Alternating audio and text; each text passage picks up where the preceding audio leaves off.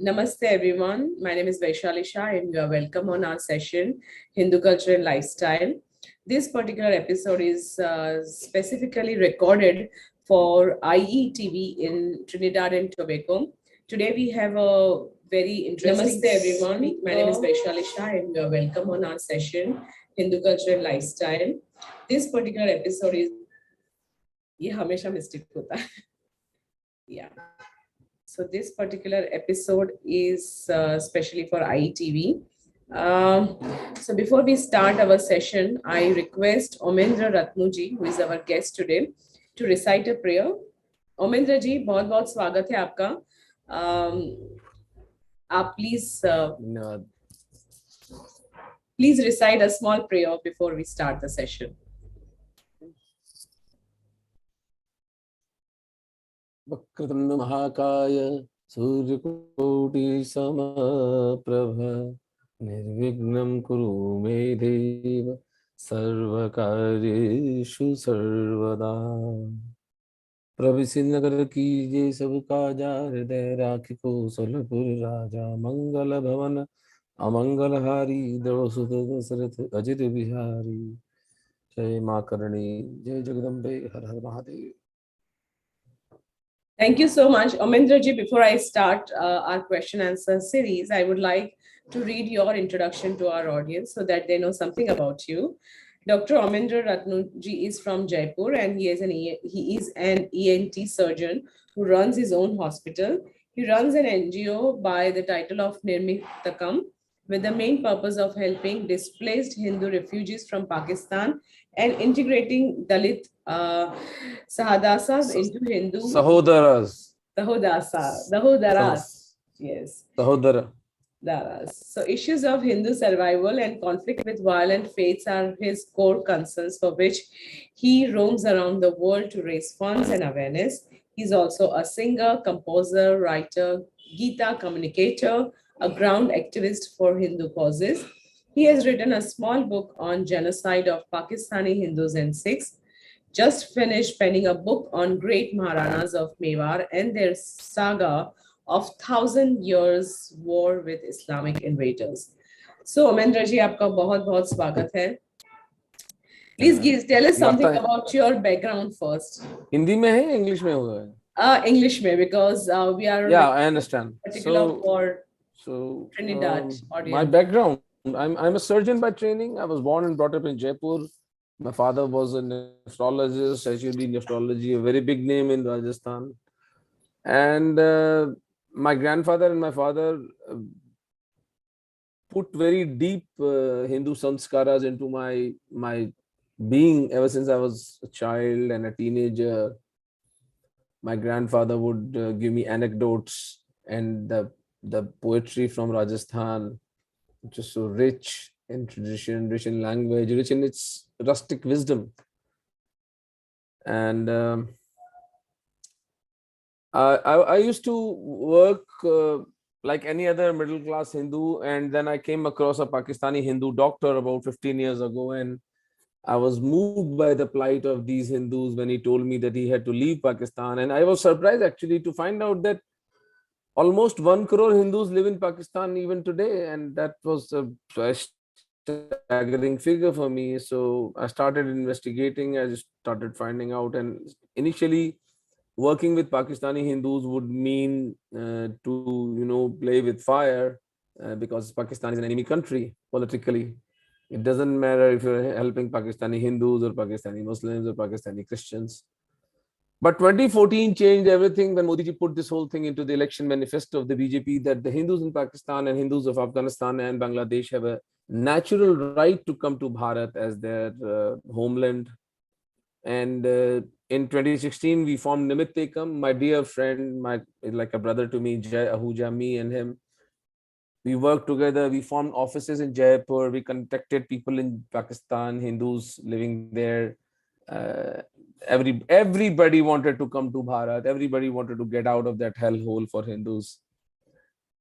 And it gives me great satisfaction in that in the last 6 years of our working, we have taken out close to 10,000 Hindus out of Pakistan and more than 3,500 citizenships our organization has been able to deliver. We are running 4 full-fledged colonies in Jodhpur of close to 30,000 Pakistani Hindus living there.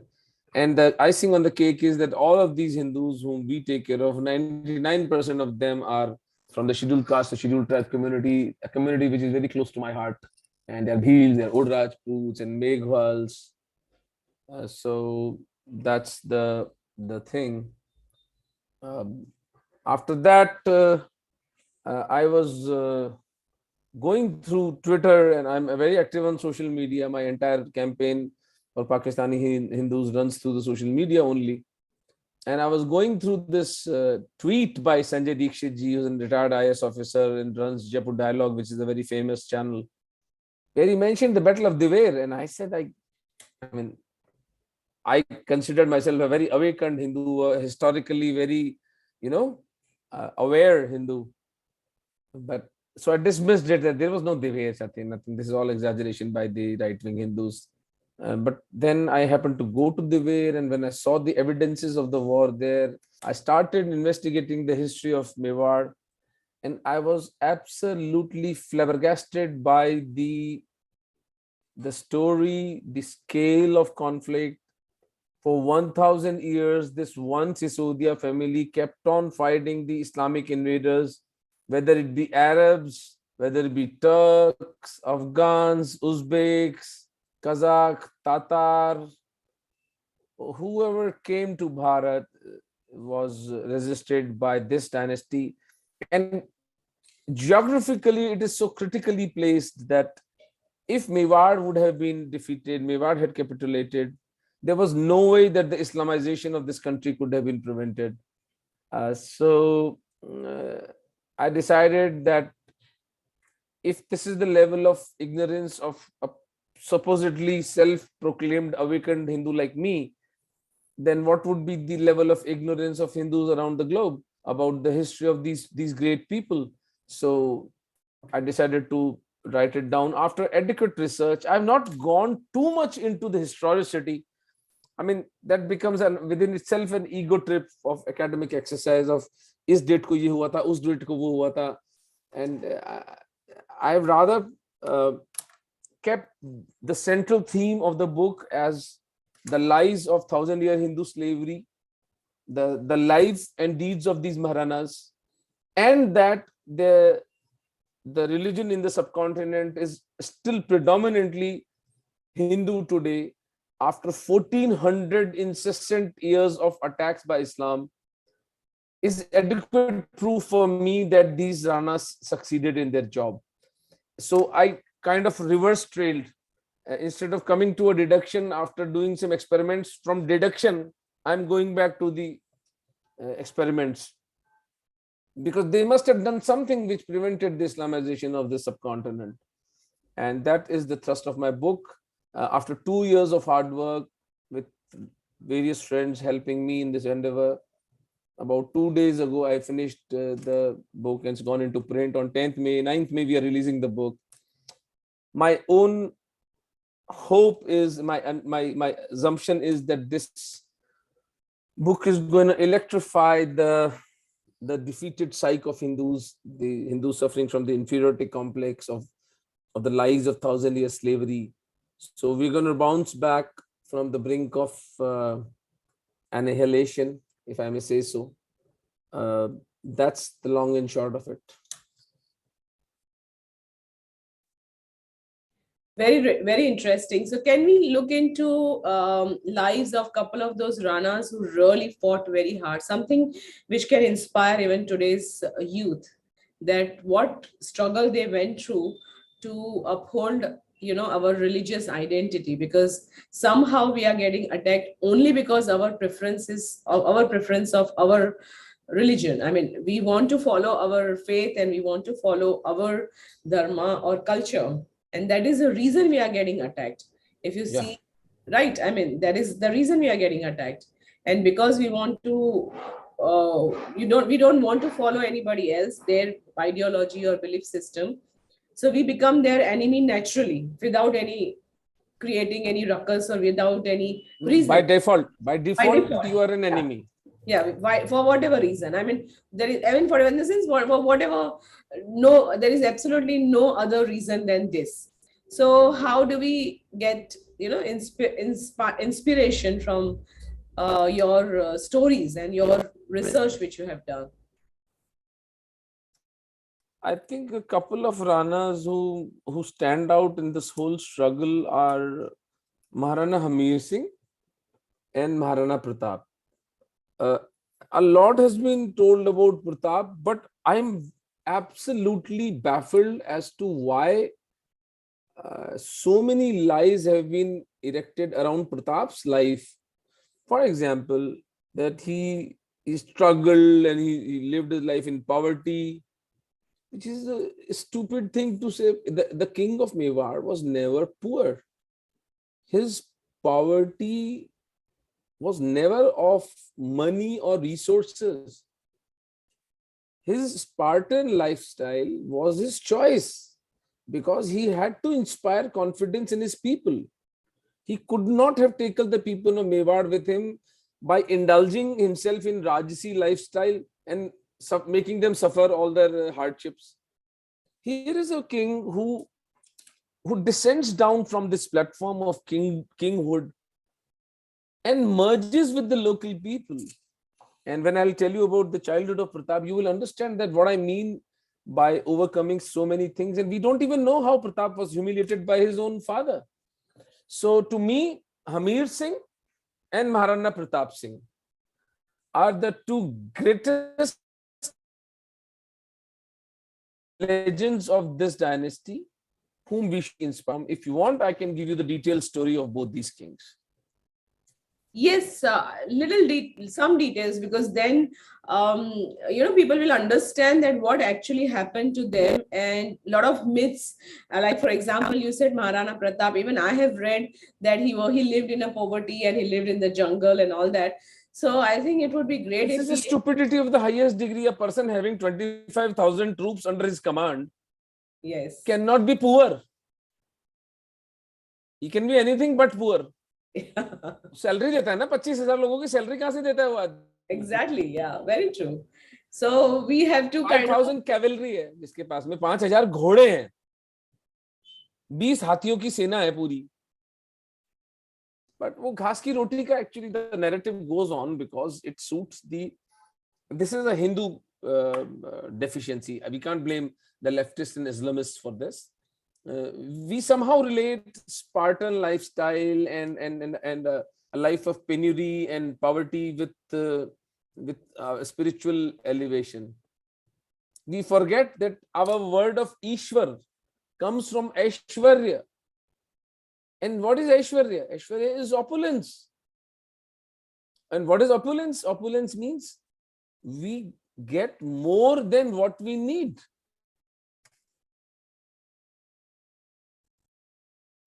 So that's how it works. So Maharana Hamir Singh Ji's story is very interesting because Hamir Singh Ji was the king from 1330 to 1370, so 4 years, 5 years give and take. But the big thing was that Hamir Singh became the king of Mewar when Chittor was lost to Khiljis and Tughlaqs. So he was a king without a kingdom. He had no money, he had no army, and no resources to back his whole thing, his whole mission to recapture Chittor. And after few years of trying, he went on to dejected. He left Mewar and was going to Dwarika. Some say he was going there to take Jal Samadhi. Some say he was going to live a life of anonymity. And in Gujarat, in a village called Khod, he meets this Charani lady, Barwadi Devi, who blesses him that go back to Chittor, you will get it. And he says, I have nothing. How will I get it from the mighty Tughlaqs? And then she says, my son will come to you in 3 months' time with 500 horses and adequate money to build an army. So she said, okay, nothing to lose. He goes back. His son, then the son of Barwadi Devi, Baru Bharat, after 3 months, as promised, comes with 500 horses.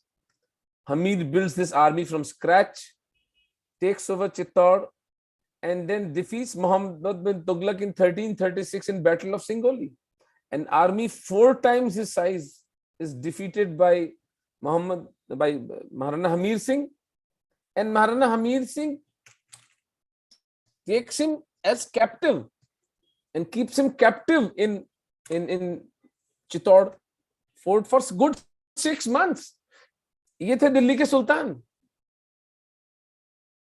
Nobody came to liberate this Sultan of Delhi when he was treated like a dog. And he was released by Hamid after extracting promises of him never entering Rajasthan, ceding land rights from Sindh to Malwa, 5 lakh rupees at that time, 100 elephants and 5,000 horses. This was the penalty he had to pay to Hamir Singh. And Hamir Singh ji built that. It's a huge kingdom by the time he died in 1370. Then his son Kheta, then his son Lakha, then Kumbha, then Sanga, then Uday Singh, and then Pratap. Pratap was also born when Chittor was gone. I mean, not born, in his youth, in 1568, 200 years after Hamir.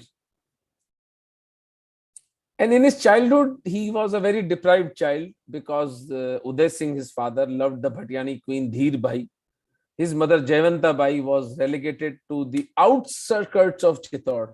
They used to live in the foothills of Chittor, a place called Kuvarpada. It was a very humiliating thing. But Pratap was a different metal. He never bothered about these small things. He mingled with the Bhils. He built an army with them. He's lived his life amongst Bhils. And he was so actively involved in the day-to-day affairs of the state.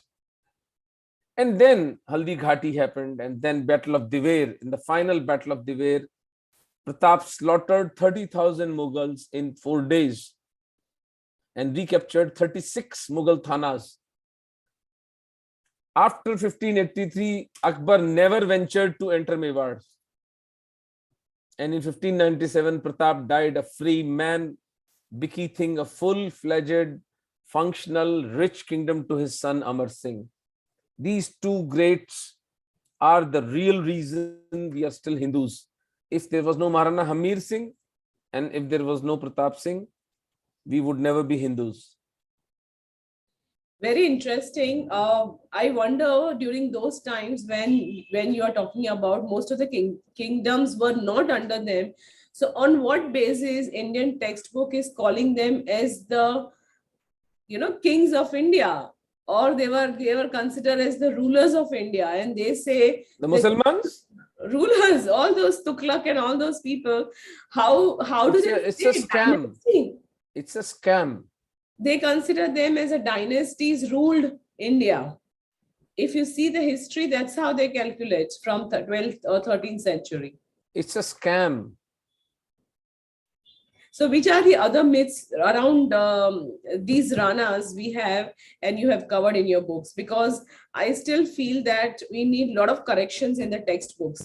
And I'm sure your research should help this out, Yes, we should. Oh yeah.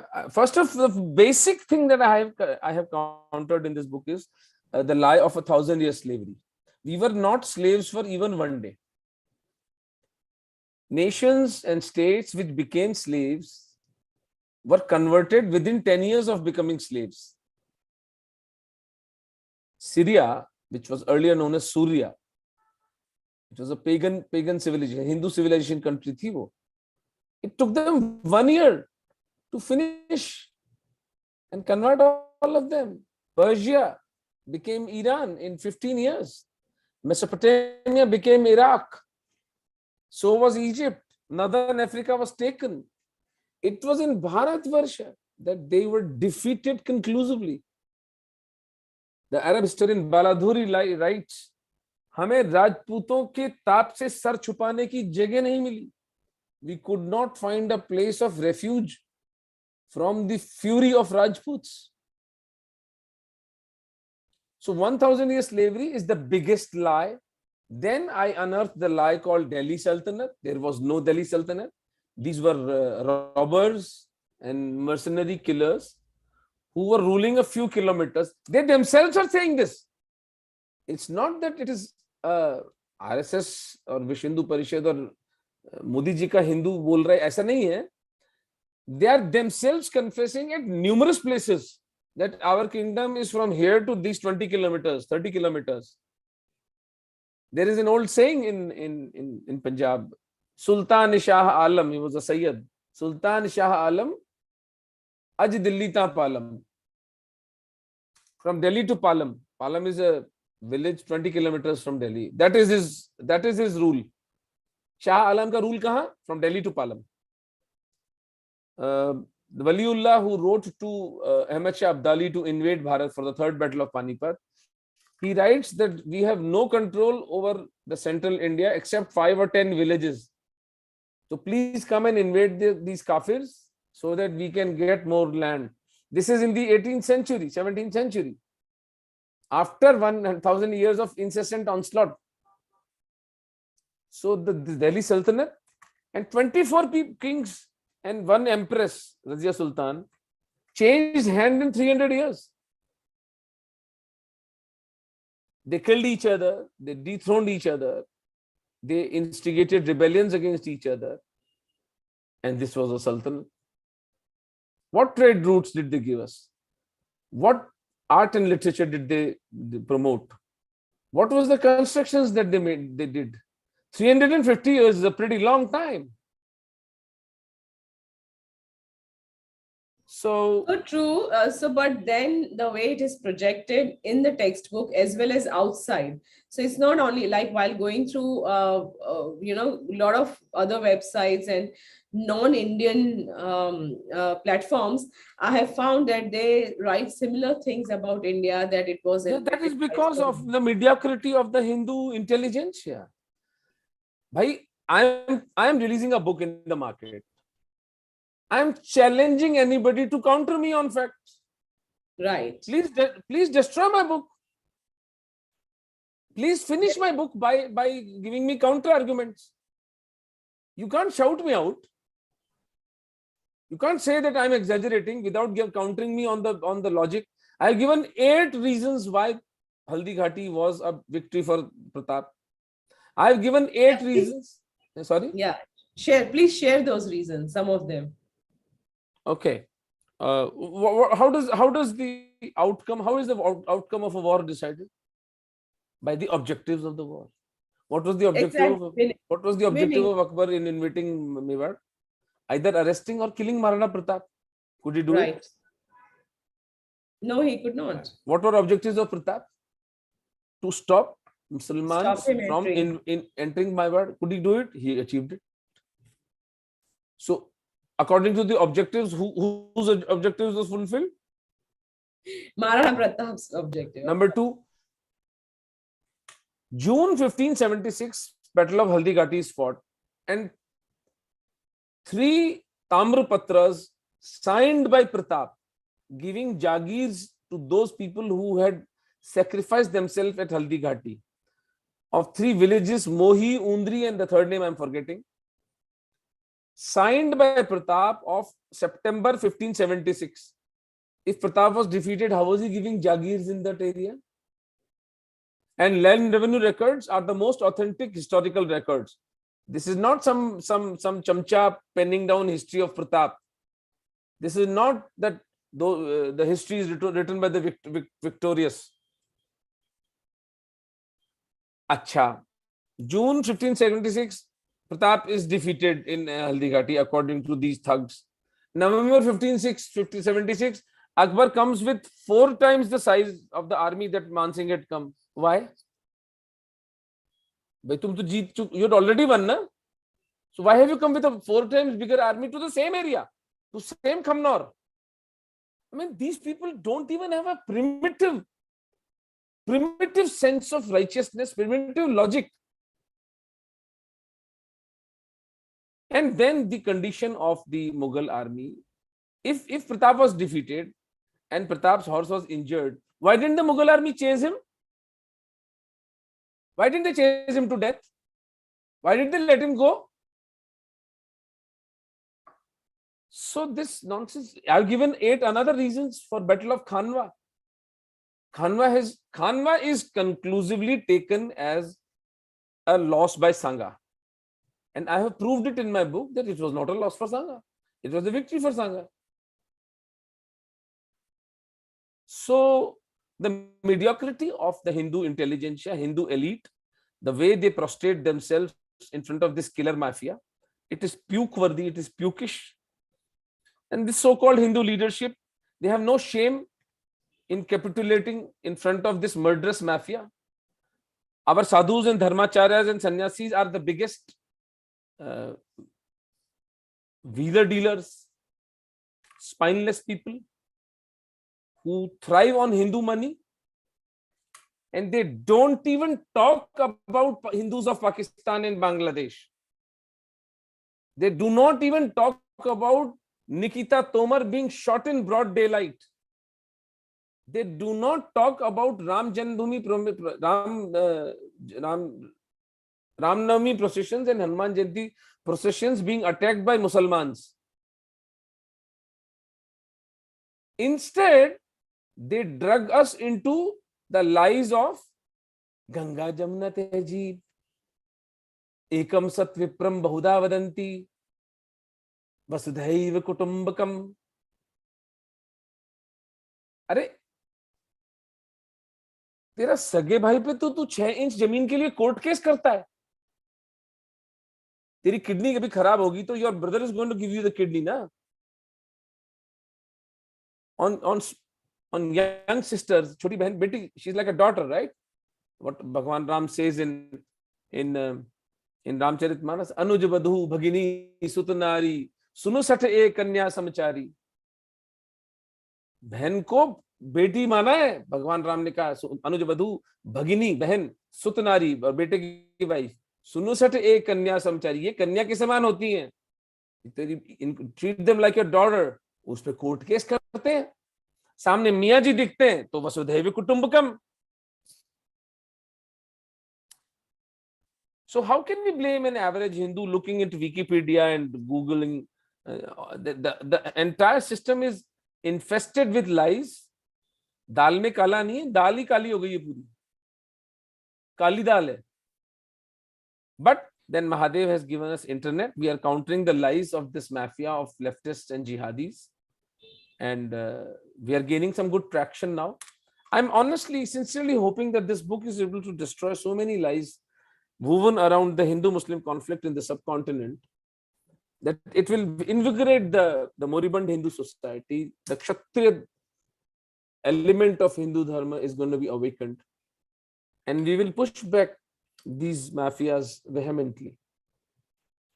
That's really interesting. So, would you like to give some message to the people of Trinidad and Tobago, because we are recording this especially for them, and their audience has really appreciated my first episode of another topic. So, what kind of message you would like to give it to them? I'm nobody to give a message. I will only give but I'm sure the message of what Bhagavan Krishna has said in the Bhagavad Gita. Yoga karmasu kaushalam. Whatever you do it with perfection, and that will become yoga. And for Shiva's sake, for Krishna's sake, for Mahadev's sake, don't just keep sitting in your homes and doing WhatsApp forwards. That's not going to save Hinduism, because our enemies are out there on the streets. Hindus are not on the streets. We got to give up this sloth. I'm not saying to change your lifestyle, but once a week we must do seva. Krishna, in entire Gita is focusing on singular thing. I'll end this with this shloka by Gita, where he says, Name parthasti kartavyam trishu lokeshu kinchana. In तीनों लोकों में, there is nothing in these three lokas. Does Krishna have some kartavya karma? Does he have to get married? Does he have to become a doctor? Does he have to make money? Does he have to do diplomacy? Does he have to do a politician? Is there anything left for Sri Krishna? Nothing. And then what he says, Na navapta vaptavyam varta eva chakarmani. Even I indulge in karma. So you forget that you can renunciate this world. The one who renunciates this world is turning his back on Sri Krishna. Understand this, because it is Krishna saying this. Name parthasti kartavyam trishu lokeshu kinchana. I don't have this much kartavya karma. Nana vapta vaptavyam varta eva chakarmani. So Hindus have to give up their sloth, whether intellectual or physical, get out on the streets, live out the life as Shri Krishna wanted us to. That's my message. Thank you, Omendra ji. It was a very interesting session. I hope our audience at ITV in Trinidad and Tobago would enjoy this conversation. And we will come up with another speaker next time. Thank you so much. Thank you. Thank you.